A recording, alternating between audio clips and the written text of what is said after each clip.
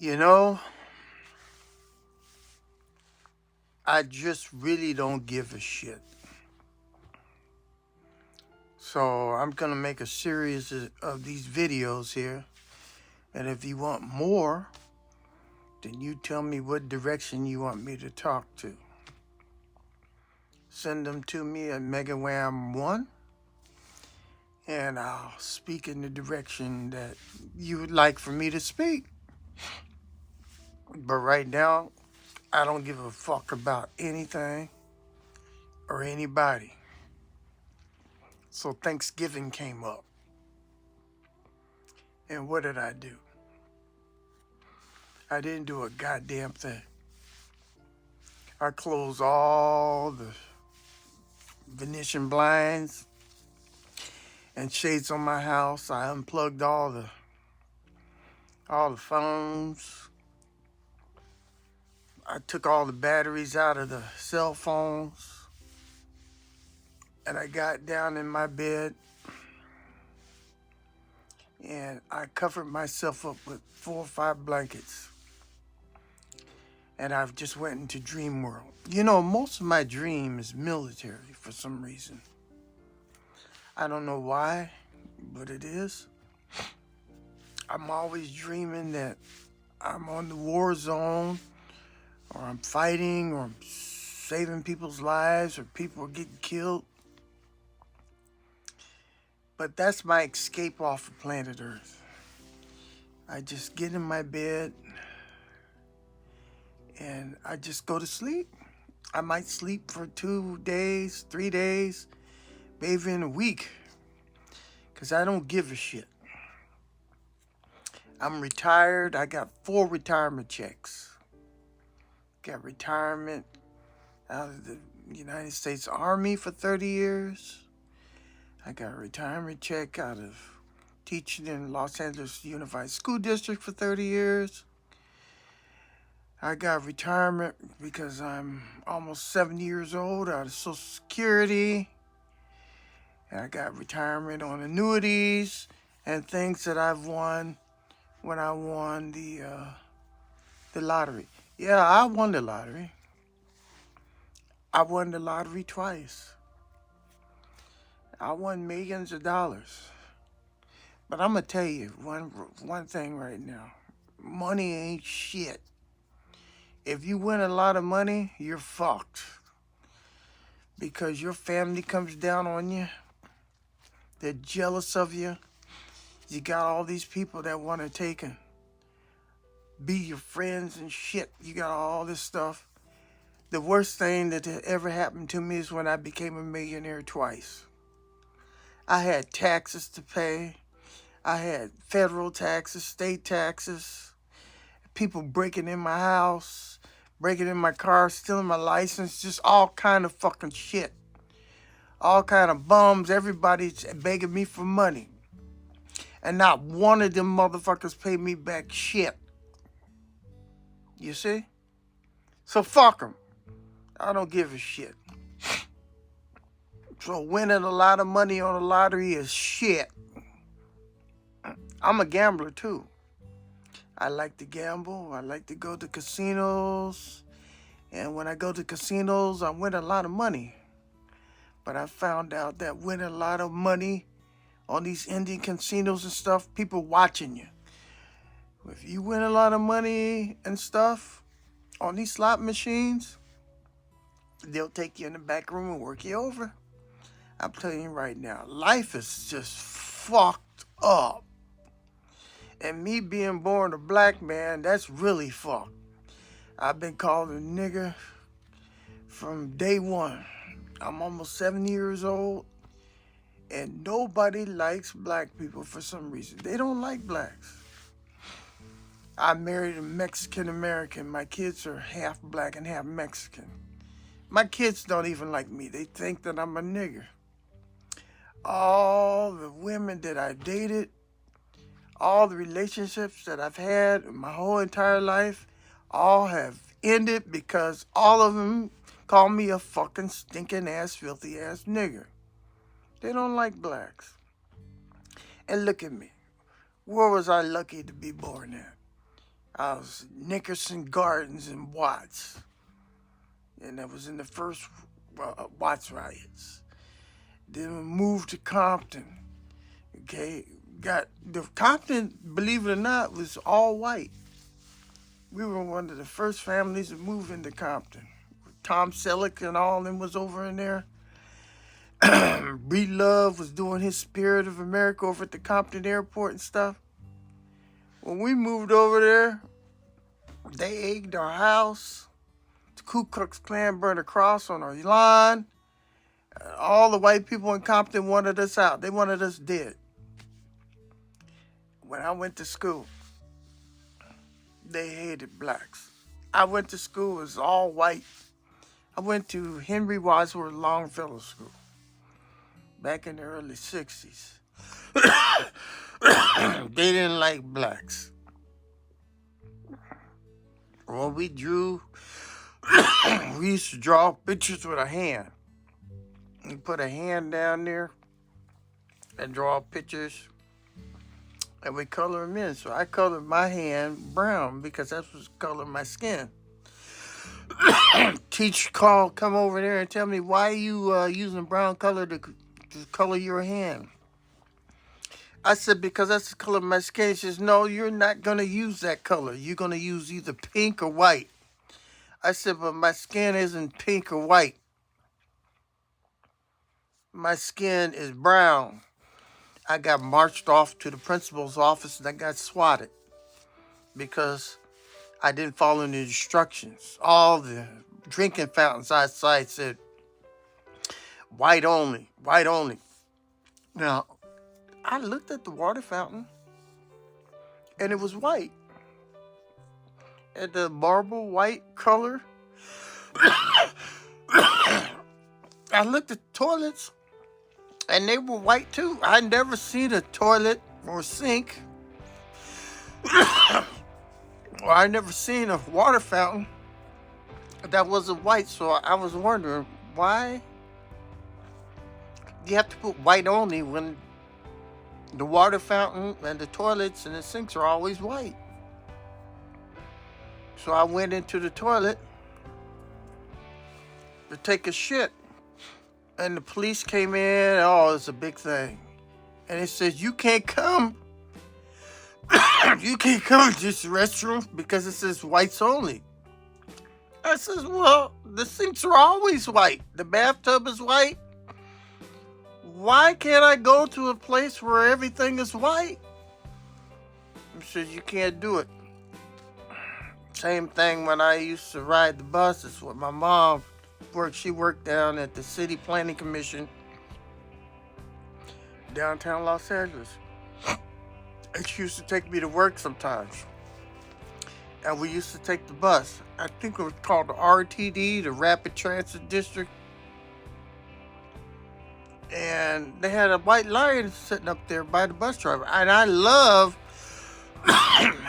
going to work with my mom on the bus because I like to see the bus driver shift all the gears and stuff. That's when they were shifting gears. But so I was standing there behind the white line, and I was wondering why the bus driver wouldn't start. Why he wouldn't start the bus up. Everybody's screaming and hollering. I'm going, what's the fuss? They wouldn't start the bus up because I was standing behind the white line. And I didn't understand that. I was just a little kid in elementary school. So the bus driver was pointing to my mom and says, Mom, can you take and get your kid and put him back there in the colored section?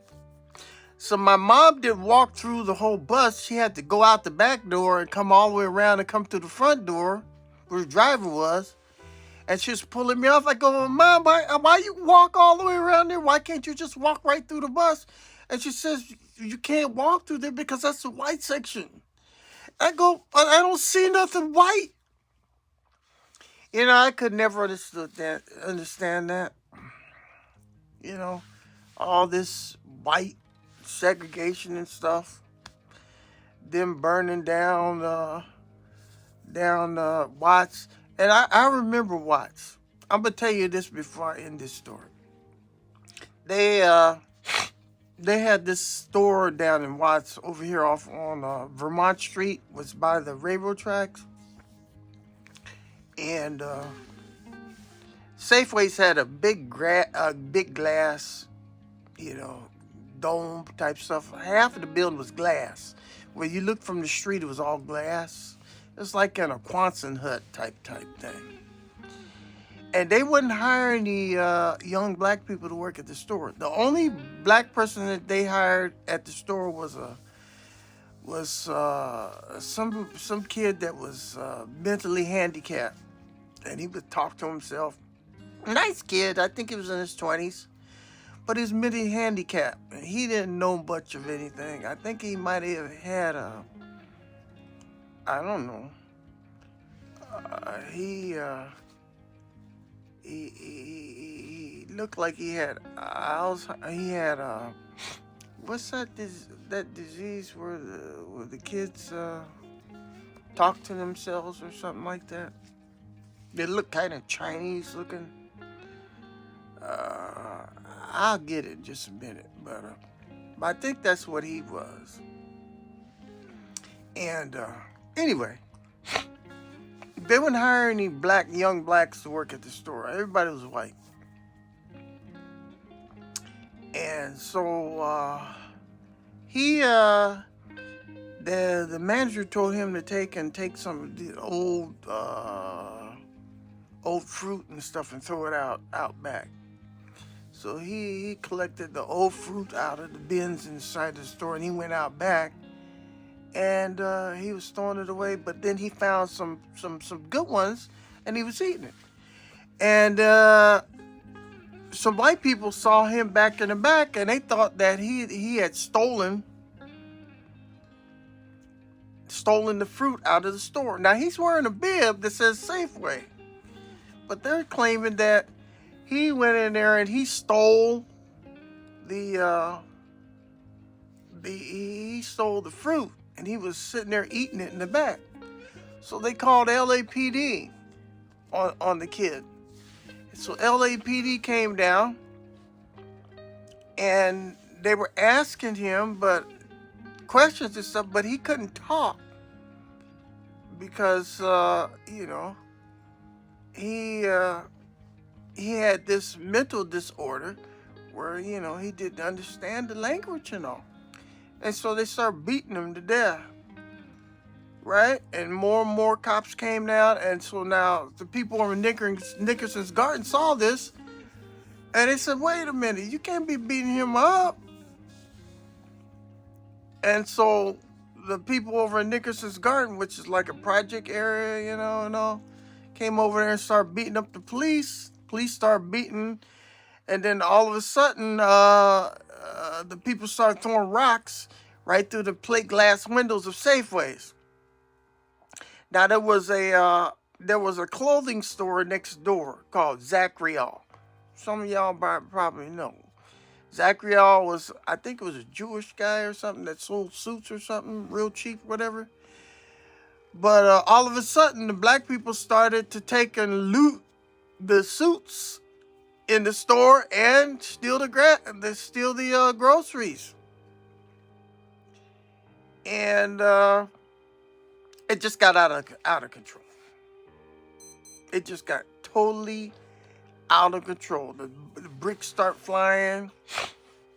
Somebody start burning stuff down, and they start burning everything down from that Safeways where Nickerson's Garden was and Zachriel, all the way down towards Compton. And so people were they were putting signs up saying that they're blood brothers, and they didn't want people to burn down this store. It was an awful situation. So they start burning and looting and burning and looting for like about 40 city blocks. That was the first was right. Now, all through my life, we moved out of Nickerson's Garden, and we moved to Compton, and we got racial hatred. And I went to Henry Wadsworth Longfellow School, and the white people in my class hung me. They hung me with the jump rope in the tree. So everybody went into class and they wanted to know where I was. Nobody wanted to take and tell the teacher. I think the teacher's name was Mrs. Webb. Didn't want to tell her where I was at. They hung me with the jump rope in the tree right outside the door. Finally, Miss Webb came out and she goes, "William, what you doing hanging around out there on that tree?" Right? She actually said that. "William, why are you hanging around in the tree with the rope around my neck?" So she took and untied the rope. Lucky I was real lightweight, that I didn't strangle to death. And she called the principal. The principal's name was Mr. Prouty. Mr. Prouty marched me to his office, and I got swats. First, Miss Webb gave me a paddling in the classroom for being late to her class because I shouldn't have been out there on that rope. And then when she marched me down to Mr. Prouty gave me 3 swats right on the ass and said that I was disruptive because my white classmates